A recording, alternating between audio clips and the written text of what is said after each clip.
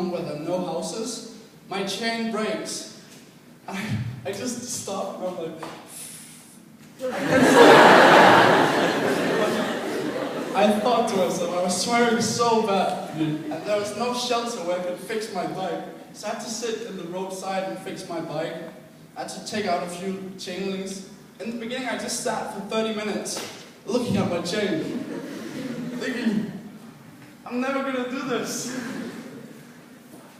But by the end, I manned up, and I fixed the bike, and I moved on. And it actually turned out to work, even though it broke again after 10 minutes. I'm not a very good mechanic when I started. I wasn't a good mechanic. I didn't quite know how to fix my bike at all times, so that caused some problems. Of course, now I learned a lot. Now I might be able to do it. This all happened in China. By the time I got out of China, I thought to myself, I'm living the dream, this is it. Now I got my Kazakh visa, I just need to get my Russian visa. So, as a quite worried man, I entered Kazakhstan. And Kazakhstan is...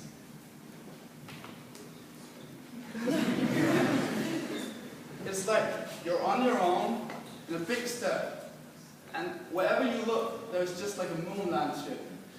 This landscape. And when you've biked in that landscape for long enough, 200 kilometers, just monotone, you feel like you're the only person in the world, you get that look in your face. I was trying to smile in this picture.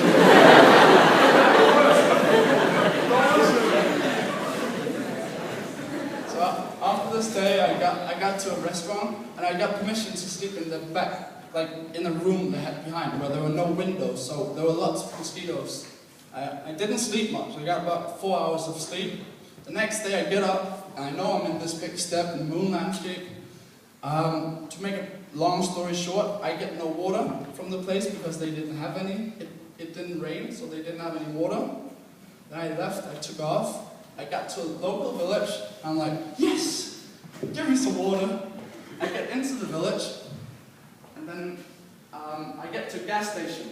And at the gas station, I move over there, and I think usually they give me some water at the gas station. But here, 5 dogs come out, and they start running at me. Big German shepherds. So I have to leg it. I'm just like, oh no, I'm so tired, I need water, but I need to go somewhere away from these dogs. So I went, okay, I'll go that way. I was always traveling west. So I traveled west, and I had to bike around 2 kilometers before I got away from the dogs that were like trying to snap my legs. It wasn't so pretty. And when I got out these 2 kilometers, I figured I was probably going to find somewhere where I could find some food and some water later. But after 20 kilometers, I got to a big hill, and I looked at the map and I realized I was in the middle of a nature reserve with no food, no water. So I continued though. I ate some delicious lunch. You should try this. You take some oatmeal, some warm water, pour it over, and then you look in your bag to see what you've got. At this point I had peanut butter and discount butter. So I took my spoon, I ate peanut butter with oatmeal, with water, and that was my lunch. You have to be really hungry to eat this. Really, really hungry. And then I continued for about an hour and a half. Then I was about to pass out on my bike. So I stopped the car, and I got some water. I did this 2 times, and I was just like, this is so stupid. Why don't you have some water? I'm suffering. And I didn't know what to do. I continued though. By the end of the day, I got to a village called Karatur, and there I met these people. It was such a coincidence. I was talking to some local Kazakhs, and they figured I might be American because I spoke English. So they brought me to this home, and there were 7 Texans, like real Texans. So nice and so warm. They welcomed me, and they had all this food. It was like paradise on earth. And the day I got scones. I was like, yes, muffins.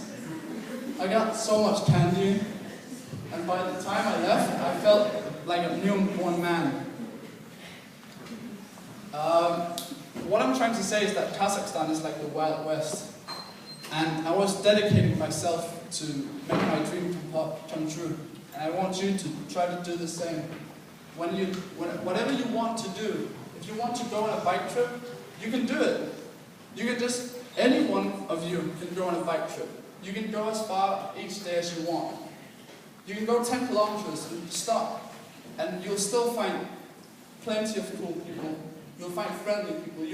You'll experience the culture, and you'll still have a great time. It's not about how far you go. It's not about even just going out. It's pushing yourself out of the comfort zone, and it's really good for you. This is one day.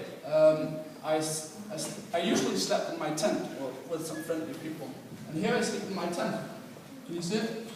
There, the sun is setting, and I'm on my own. I was on my own a lot of the times. So whenever I met people, I was very talkative.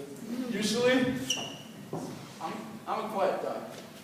But when I met people after one day of solitude, I started talking to myself. I was like, okay, this. No, you suck. And then I'm hungry. Oh, I'm not. Okay, I look at the watch and I time myself. Another 15 minutes, another 15 minutes. And just like that, I kept my whole day going by talking to myself.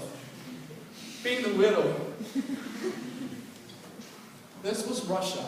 So by the time I finished Kazakhstan was the ninth largest country in the world. So it's quite massive. I got to Russia, I broke lots of spokes, and when you break lots of spokes and bike quite far, you begin to look like that. It's not so pretty, is it? No. I didn't shave very often either, because the places I got to were not very clean, so I just figured, I'll keep the beard. There isn't really an alternative. What you have a lot of in life is worries. I have a lot of worries in my life. Especially when I was in the IB, I would sometimes think to myself, for example, for my internal assessment in econ, I was such a slacker. I hope you're not, but I was for a while. And before my summer, in DP1, before the summer break, I had to turn in my first draft, and I never really did. And by the time I turned it in and everything got all right, I was still worried, and so I was on the trip. This picture to me represents worry. It's my gear changer in the front that is broken. And I'm in this place in China where I didn't have any possibilities to change it. So I took it off, and after a while I started reflecting about what to do with these worries. I started reading up about it whenever I got to the internet.